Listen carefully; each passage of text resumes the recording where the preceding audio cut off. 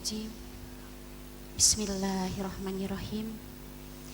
Assalamualaikum warahmatullahi ta'ala wabarakatuh.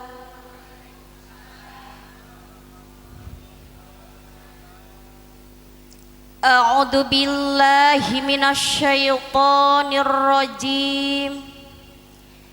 Bismillahirrahmanirrahim. Alhamdulillahi rabbil alamin. Wa bihi nasta'in ala umurid dunya waddin. Assalatu wassalamu ala asrafil anbiya'i wal mursalin wa ala alihi wa sahbihi ajma'in. Qala Allahu ta'ala fil Qur'anil Karim wa huwa asdaqul qailin. Wa min ayatihi an khalaqalakum min anfusikum azwaja litaskunu ilaiha wa ja'ala bainakum mawaddata wa rahmah. Inna fi dzalika la ayatil liqaumin yatafakkarun. Shadaqallahul adzim. Wa qala an-nabiyyu sallallahu alaihi wasallam min haqqil walidi 'alal walad salasatu asya'a. Ayyuhsina ismahu ida walada wa yu'allimahul kitaba ida aqala wa yujawwijahu ida adraka. Amma ba'du. Kakersana para kasepuhan, para alim ulama anu ku pribados dipihormat, wabil khusus ka ibu sohibul bait, bapak sohibul bait sekeluarga besar, bapak Herdi, ibu Ai sakulawargi anu ku pribados dipihormat. Teu hilap ka kedua panganten Aangga Sinareng Neng Resi anu ku ibu dicintai, oge teu kakantun ka para jamaah sadayana anu hadir di ieu tempat anu ku pribados dipihormat. Mudah-mudahan Allah nambih-nambih kamuliaanana, amin ya robbal alamin. Teu hilap ka Bapak pengatur waktos, pemindah acara anu mana mantena parantos masihan waktos ka pribados kanggo ngisi acara tausiah ieu anu ku pribados dipihormat. Tadi bilih aya anu kalangkung Bapak aparatur pemerintahan desa Sinareng staf-stafna anu ku pribados dipihormat, anu teu tiasa disebatkeun hiji-hijina ku pribados, tapi insya Allah teu ngirangan kana kahormatanana, amin ya robbal alamin.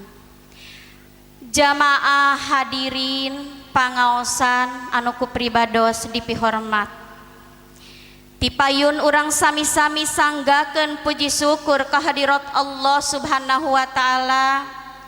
Rehna alhamdulillah dina wangi anu mulia ieu urang sadayana parantos tiasa hadir di tempat anu mulia ieu, dina raraga idkholus surur kanu ngagaduhan ieu tempat atanapi ka sohibul bait sakulawargi di dieu.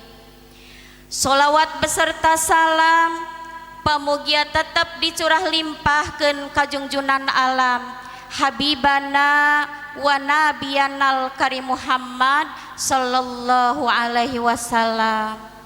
Teu hilap ka keluargina, ka para sahabatna, berikut ka urang sadayana selaku umatna anu teu weleh selalu mengharapkeun syafaatna mungkin dina yaumil kiamah. Amin ya robbal alamin. Hadirin jamaah anu ku pribados dipihormat, pribados calikna di ieu tempat teu aya sanes, mung ala kadar paripaosna teh mah nyawer ka kedua mempelai ieu. Gaduh lantaran aya paripaos anu ngundang ka pribados, saurna hoyong mang nyawerkeun ka kedua mempelai ka panganten baru. Ayeuna nu hadir di dieu kaleresan aya oge panganten bari. Teu sawios muhun Bu, Pak anu saawalna saawitna mung ala kadar bade nyawer kedua mempelai, etang-etang ngabekelan, etang-etang silih ngemutkeun, tapi ku sabab ayana di ieu tempat, calikna di ieu tempat, jadi urang sasarengan wae belajar sasarengan. Janten sanes bae Bu nu diparipaos pahapunten, calikna di dieu teh teu kumawantun ngaluluhuranan para kasepuhan sadayana di dieu. Abdi ka abdi naon naminana teh tangtos, sadayana para alim ulama di dieu. Anjeuna anu ngagaduhan ieu tempat teh nu paripaosna sagala rupi kaperyogian teh anjeuna urang teh meryogikeun pisan. Janten ayeuna aya abdi di dieu mung cek tadi oge peda hoyong silaturahmi, hoyong kasilaturahmian sohibul hajat. Janten alhamdulillah dina wengi ieu syariat Bapa sohibul hajat ngawartosan pribados piwarang dongkap malam Sabtu ieu, maka insya Allah ayeuna abdi tos calik di ieu tempat ieu mangrupikeun kabingah kanggo abdi tiasa patepang sono sareng para sepuh sadayana nu aya di dieu. Kumaha para kasepuhan nampi kana silaturahmi pribados? Alhamdulillahirabbil alamin, nampi teu nampi we ayeuna namanya Bu, Pak. Jamaah hadirin pangaosan anu ku pribados dipihormat, alhamdulillah panganten masih keneh calik di dieu nya Bu wayahna sateu acan ditutup ku doa panganten ulah waka ngantuk. Panganten kiat insya Allah kiatnya panganten istri kade cek panganten non cek panganten teh kieu ngaharewos Bu enggal teu kenging lami teuing sabab tos hoyong tuang sareng daging. Tuang sareng naon aya ieu dagingna di dieu Ibu sohibul bait, panganten sayogikeun tuang sareng daging. Teras hoyong bobo dina luhur daging. Anu terakhir hoyong ngalebetkeun daging kana naon Bu? Ikeun eta mah saur ibu abdi mah henteu pipilueun hoyong ngalebetkeun daging nya kana baham da tuang daging kana baham, tapi duka daging anu mana anu tujuan panganten hoyong dilebetkeunana daging kana daging keun eta mah kanggo panganten bari nu tos apal mah wayahna nya salami ibu di dieu wayah nada bongan ibu napi warang ka dieuna ku ku eneng janten wayahna selami ibu di dieu mualami ieu da selami di dieu berarti mualami ibu di dieu sareng eneng teu kenging waka ka mana-mana. Piraku atuh bade ka mana meureun mun abdina di dieu nu jamaahna teu aya kumaha kitu nya Bu. Wayahna kanggo ka panganten bari pun selama teu acan ditutup ku doa teu kenging waka aya anu kaluar bade ditingali bade dicirian saha anu kaluar. Alasanna naon Bu? Bade pipis. Piraku pipis saseueur-seueur kalaluarna nu hiji pipis nu hiji pipis teu nya Bu. Jamaah hadirin anu ku pribados dipihormat, pribados ngadegna atana picalikna di ieu tempat mung nyaeta katugasan bade ida nu disebatkeun mauidatul hasanah, khususna ka kedua mempelai, umumna ka panganten bari sadayana nu hadir di ieu tempat, anu mana dauhan Kangjeng Rasul, Bu min hakil walidi alal walad salah satun, hak anu janten sepuh kanu janten putrana gaduh tilu hak, putra tinu janten sepuhna gaduh tilu hak anu kedah dituntut kunu janten putra ku sepuhna kedah dilaksanakeun. Mana diantawisna ayyuh sina ismahu ida walada anu kahiji gerangan namian putra bila mana tos dilahirkeun ku nami anu bagus. Bu, namina bagus henteu ieu panganten teh istri nu pamegetna, anu pameget angga naon namina teh? Masya Allah, saya teuing istrina. Duh, tos pada uningannya Bu, naminana teh sae. Eta kewajiban anu janten sepuh nanganamian putra anu dilahirkeun teh ku nami anu sae. Hiji kewajiban anu janten sepuh tos dilaksanakeun ka ieu dua panganten, da berarti sepuhna panganten pameget tos ngalaksanakeun kewajibanana nyaeta dinamian. Anu panganten istrina ku sepuhna tos dilaksanakeun kawajibanana nganamian ku nami anu bagus. Bagus menurut Islam, bagus hartosna, mudah-mudahan bagus akhlak budi pekertina. Eta tugas ibu ramatenya Bu kahiji nama nganamian putra ku nami anu bagus.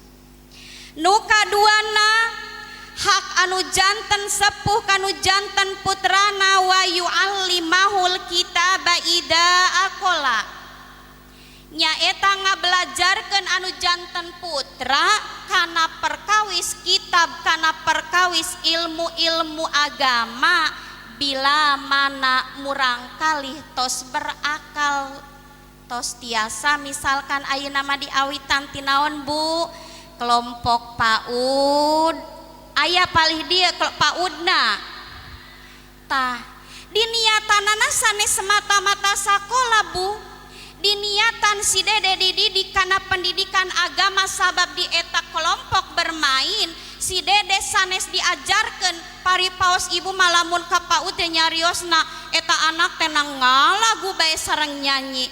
Bu, si anak-anak upami di PAUD ngapalkeun tauhidna, ngapalkeun sagala rupinah teu sapertos pembelajaran urang anu tos dewasa. Janten nganggo lagu, menghafal kitab-kitab Allah na ngangge lagu. Kitu nya Bu, maksadna supaya dihafal kunu janten murang kali da sesuai usia ngajarkeunna. Ayeuna misalkan anu PAUD diajarkeunana macam ieu ayeuna ceramah gitunya Bu, pidato barangkali mah ka mana daek dan teu fokus. Jadi upami ku tepuk mapanan tepuk rukun Islam ikutan si anak teh apal. Tepuk wudu dengan secara tidak langsung si anak tos mulai dididik ilmu fikih dimulai kelompok bermain atanapi PAUD.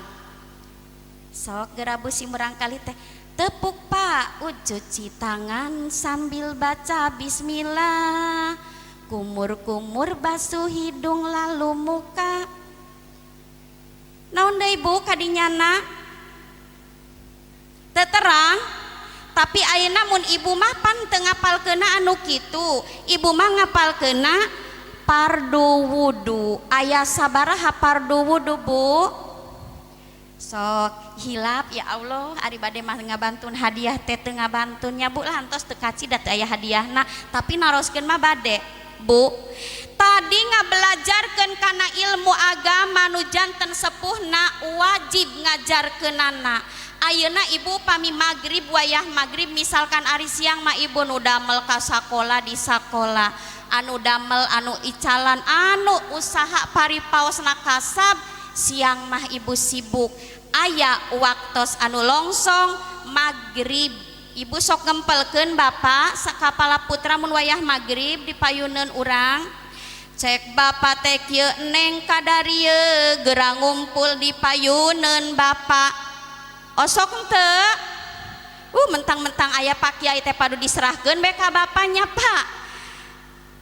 Osok henteu ibu sinareng bapak ngempelkeun ka putra urang dijejerkeun putrana anu 3, anu 4, anu 5, anu 2.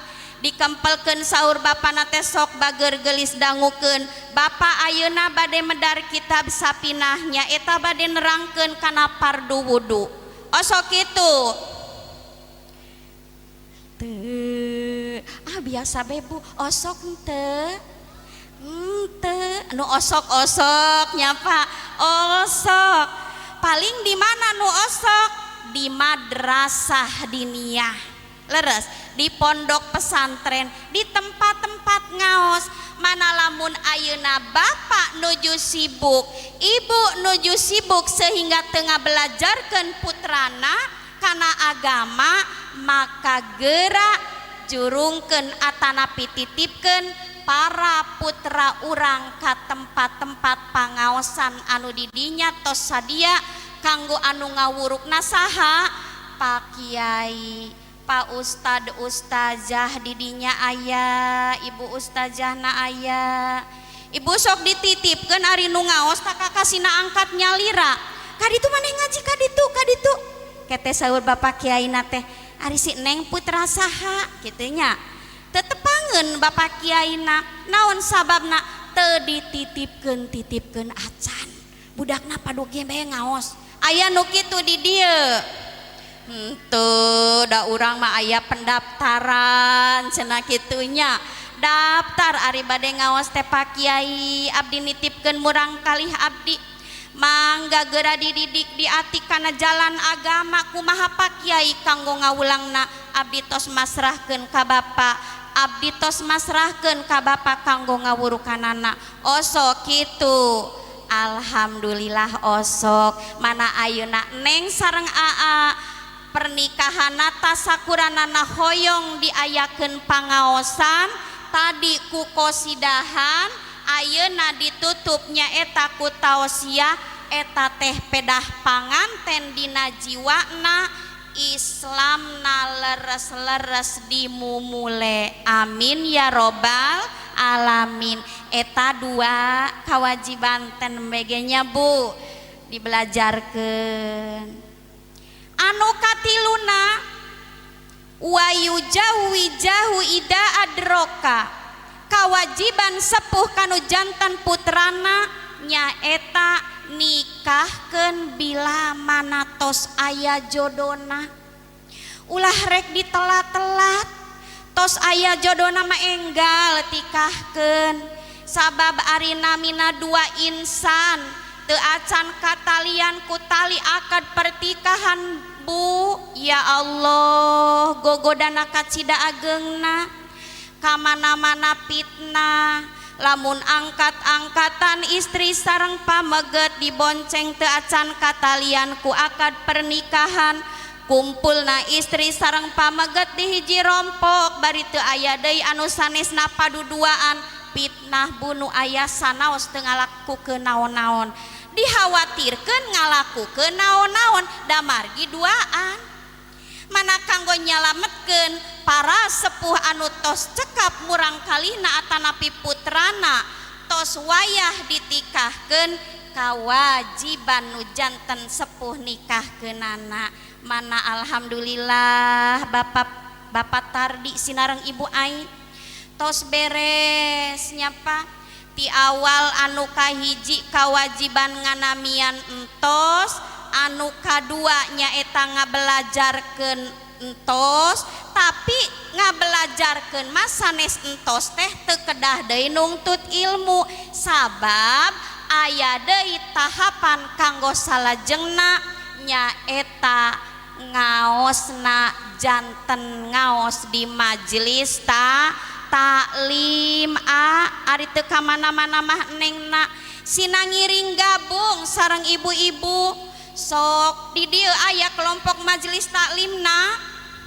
Alhamdulillah dan nu hadir di dieu ge ieu teh sadayana teh ahli-ahli majelis taklim. Leres panan gareulis ngarangge kudung masa Allah cara rantik nyabunya cantik henteu ibu di kudung cantik.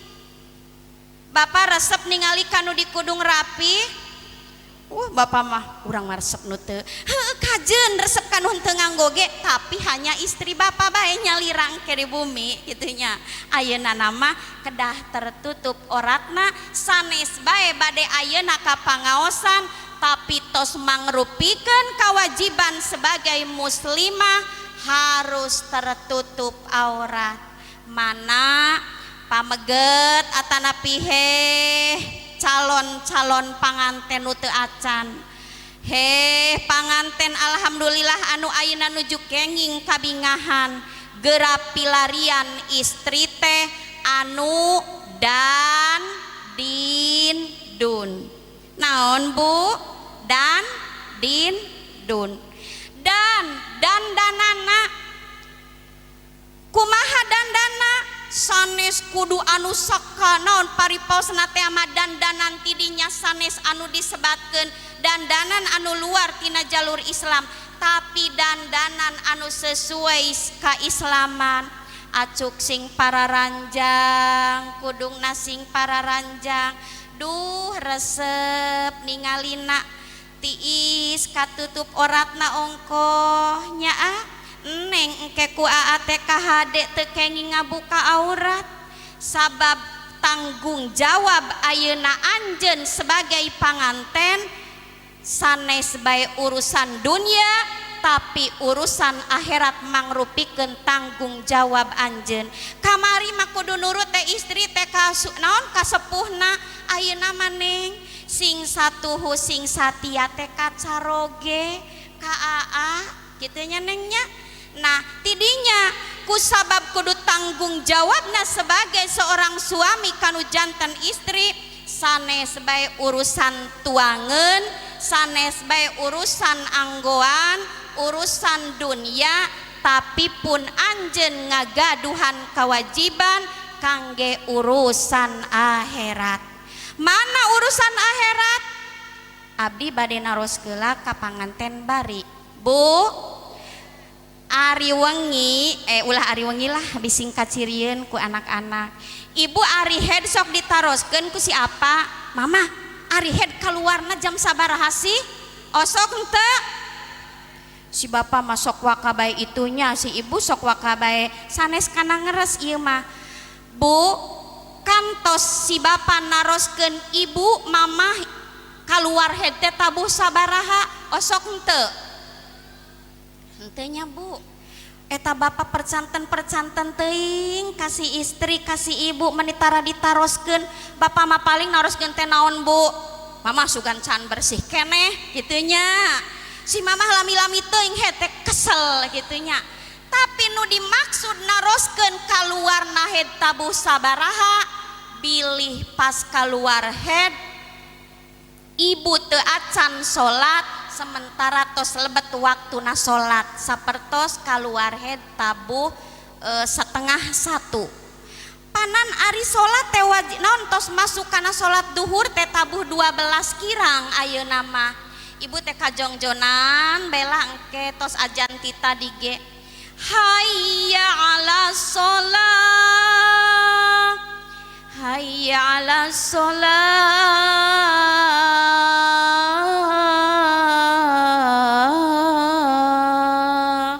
kadangu nu ngajak salat teh keheula cek ibu teh nya cicing kagok ieu film keur memejehna rame dina TV atanapi cicing ieu keur WA-an sareng rerencangan grup rempong kitu nya cek ibu teh nuju WA-an sareng grup mak-mak rempong ari dugikeun ka pas bade salat tabuh 12:30 siang pas bade kacai bibika bade abdas aduh geuning ternyata kaluar head maka engke upama tos beres head salat duhur sareng asar eta kedah di kodoan. Oh sok Bu Pak tuh gitunya tah ya Allah mana tadi perlu nawayu alimahul kita baida akola kudu dibelajarkan si anak karena jalan agama sabab gitu tanggung jawab anu janten caroge mah sanes bae dunia tapi tanggung jawab akhirat tah geuning gaduh tugas ayeuna mah gaduh tugas anjeun teh lain bae urusan dunia tapi urusan akhirat sing istri urang telat salat urang anu kedah ngageunggeureukkeunana enggal-enggalna salat sabab kaharmonisan dina rumah tangga lamun anu dua dijaga kahiji salat tepat dina waktuna atana pilaksanakeun salat anu 5 waktu nu kadua ngaluarkeun lah kata-kata anu bagus ka istri urang peupeuje ulah nang saukur ayeuna anjeun nuju dina anyar nikah lemah lembut kanu janten istri pon kitu deui istri kanu janten pameget bade emam ditawisan heula bade emam kitu nya bade naon heula ieu teh bade emam heula ta bade taeun heula lah naon bae heula cek si anana teh nya rada isin-isin kitu nya duh si teh kesel cenah ge gitu naon tuh si kesel cenanya anyap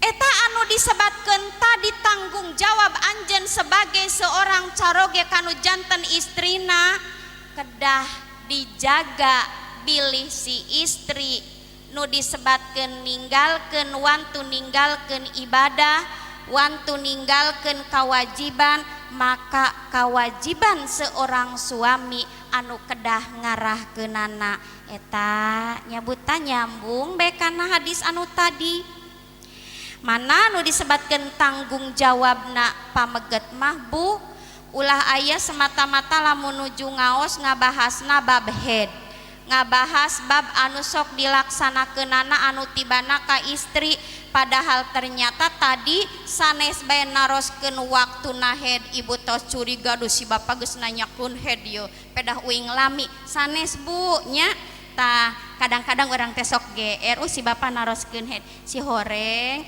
bapa bade nuduhkeun salat mana bae anu kedah ku aranjeunna di kodoan eta mana kacida bingahna lamun gaduh istri gaduh caroge dan dananana bagus sesuai islami din agamana bagus rajin salat nangaosna sanajan tos kapegat ku pernikahan ge dilajeng bae yen ayana kesempatan kelompok sareng bapak-bapak ngiringan ngaos aya kelompok sareng ibu-ibu ngaos ibu-ibu majelis taklim maka tadi Pa'amado matu patakunu alamatan lirrobi ari cek budak santri mah ari domah eta ciri kana erobropa tapi diisbatkeun bahwa kumpulna muslimin muslimat ayana di ieu tempat ayana di majelis ilmu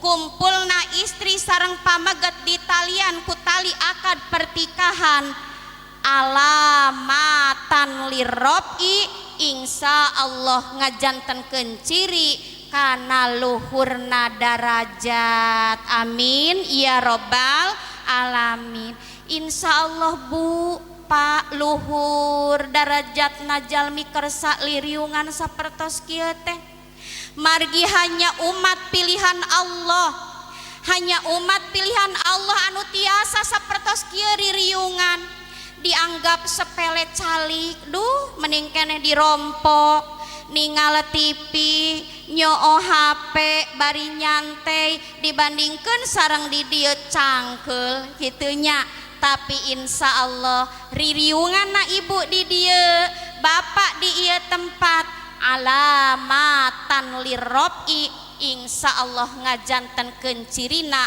luhur darajat mungguh Gusti Allah Belum tentu munggu umat manusia mah buluhur darajat.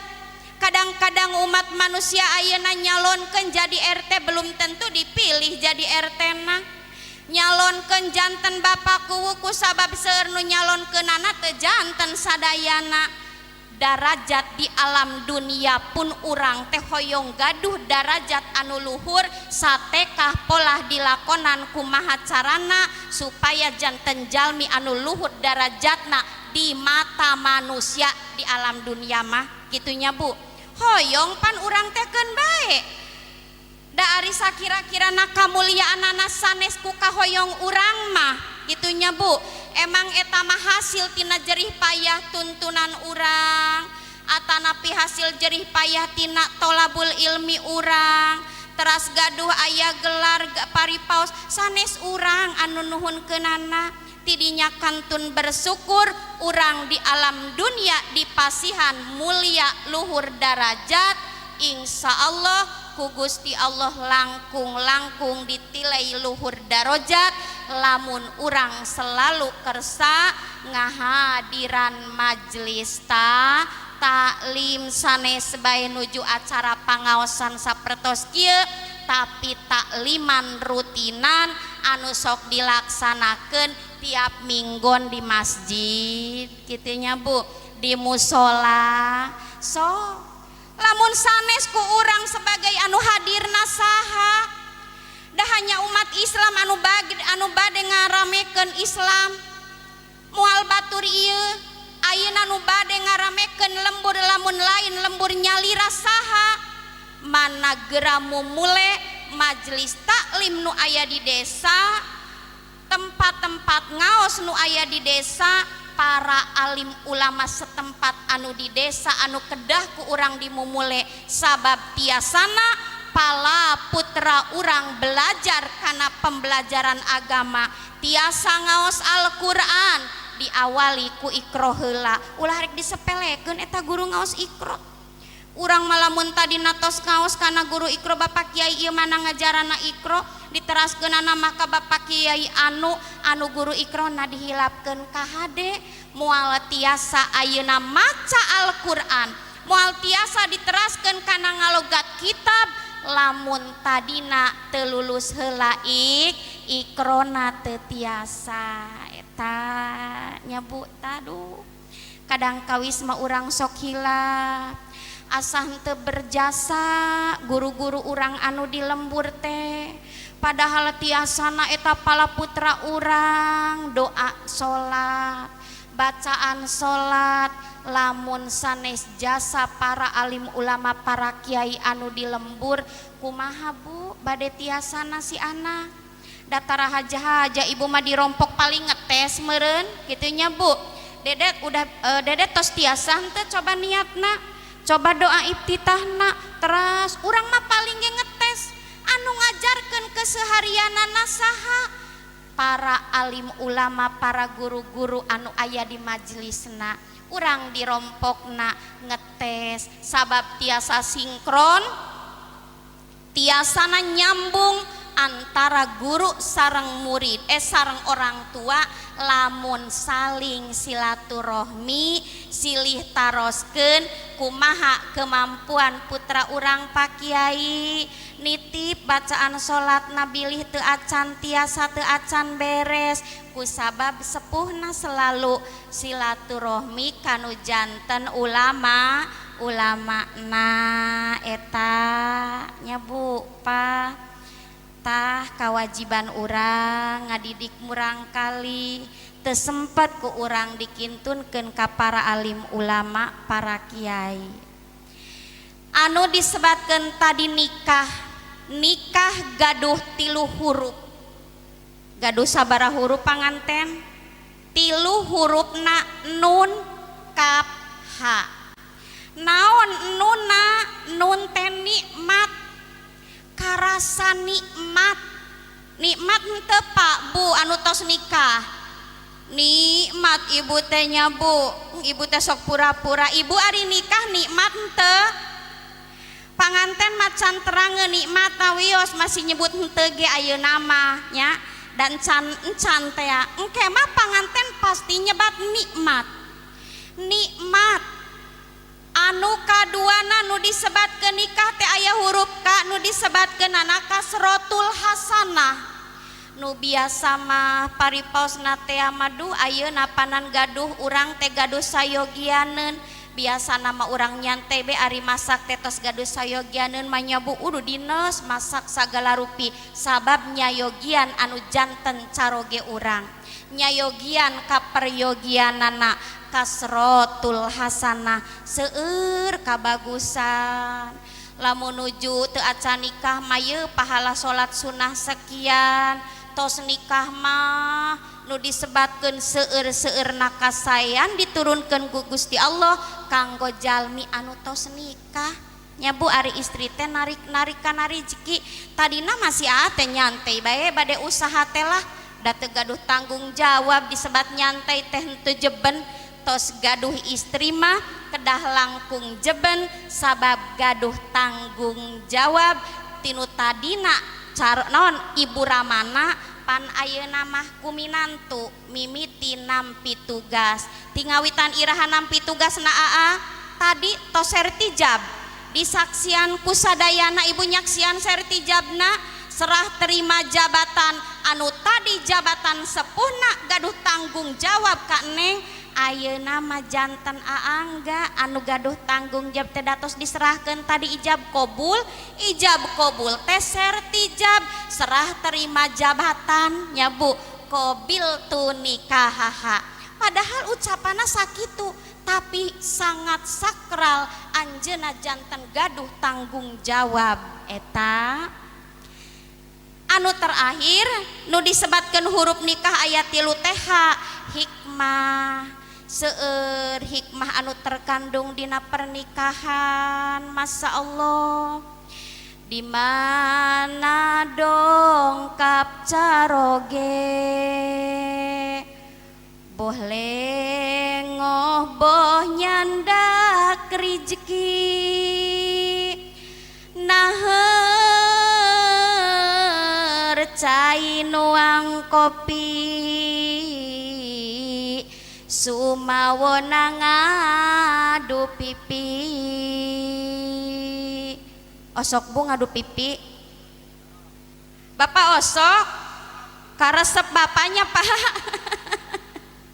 tah neng bila mana dongkap caroge ti mana bae ti padamelan enggal naher cai enggal sayogikeun ka peryogiana ulah hilap ngadu pipi ulah-ulah ngadu cariosan jadi pas sewot tos di mana bae gitu nya wayah kieu kakarak dongkap aduh disangki teh bade nyayogian cai bade nyayogian tuangeun kalah kate langsung disauran nu tadina teu sewot teu adikitukeun sewot tapi aana ge kabener ulah lila-lila teuing ari kaluar teh pasihan kabar istrina leres pasihan kabar ieu anu jadi dieu keneh kitu nya sakedap deui uwi kitu eta nu disebatkeun salingna pengertian mana dina sagala rupina ibu kedah musyawarah aya kacarioskeun anu tara musyawarah antara istri sareng pameget tapi tetep didasari nama ku rasa cinta Bu kacarioskeun aya hiji istri ngagaduhan caroge bager duanana Masya Allah kayungyun ku kabageran istrina kayungyun ku kasolehan anu janten carogena dina hiji waktos eta istri teh merhatikeun kanu janten carogena ieu si aa tara angkat-angkatan nganggo motor kunaon deui aa kunaon teu ngangge motor lah neng ban motor aa rusak hiji oh atuh geura dilereskeun muhun ke aana teu acan aya kanggo ngalereskeunana da meureun ruksakna parah mana teu enggal dilereskeun lain padu betus bae nya Bu ari pak teh pameget teh nuju neng nanyarios kitu teh ningali kana cepilna ngagantil anting namung sapalih ari cek naon dina emutan aa geuning atuh istri teh itu kalah dengdek sapalih kunaon kitunya kalah dengdek beka palih kenca da anting na meureun teu aya hiji ke enjing aa kakuningan ka toko emas meser cincin anu sapalih deui bari ngababantun ban motor ek diical baelah kabeneran dihadekeun iraha bae ayeuna manu aya bae ditukeurkeun kana sanes cincin anting kitu nya Bu anting sapalih aa ka pasar ngabantun ban motor hiji bade ditukeurkeun kana anting neng ge lumpat ka pasar bade nukeurkeun anting anu tinggal sabelah deui bade ditukeurkeun bade dipeserkeun kana ban motor ari angkat ti didundal pahoyong surprise kanu janten istri sami kanu janten pamaget kitu pas ari dongkap ieu abdi tos neng tos di mana pugu atos di pasar atos naon atuh ieu kitu nya meser anting anu sapalih deui naon ngical ban motor ih mah puguh abdi tos ngical tos ngical anting anu sapalih dipeserkeun kana ban motor anu nu sapalihna teh rusak tanpa ayana musyawarah sanajan didasari ku rasa cinta tetep tah panannya Bu lepat keneh bae angger bae cincin dianggo sabelah keneh motor angger bae teu jalan dak bana sabelah deui bae kitu mana nu disebatkeun kedah tiasana saling nu disebatkeun musyawarah saling na pengertian antara suami sinareng istri eta nu disebatkeunana saling anon aya hikmah teh dina pernikahan.